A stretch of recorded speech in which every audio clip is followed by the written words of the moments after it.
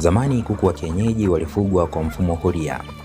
Hawakuhitaji dawa nyingi wala chakula cha viwandani. Walikuwa na kinga imara na ladha yao ilikuwa ni halisi. Lakini kutokana na ongezeko la watu na mahitaji makubwa ya chakula, mashirika makubwa ya uzalishaji yalianza kuzalisha kuku wa kisasa kwa kutumia mbegu zilizoboreshwa, lishe maalum na wakati mwingine homoni ama viuatilifu ili kuongeza uzalishaji kwa haraka. Mfumo huu umeongeza upatikanaji wa nyama na mayai kwa bei nafuu, lakini pia umeibua maswali. Mara nyingi watu huzungumza kuhusiana na faida za kuku wa kisasa, kwamba wanakuwa kwa haraka, wiki 3 mpaka 6. Wanatoa nyama nyingi kwa muda mfupi, uzalishaji mkubwa wa mayai. Sasa kuna maswali yanayoulizwa kulingana na hizo faida.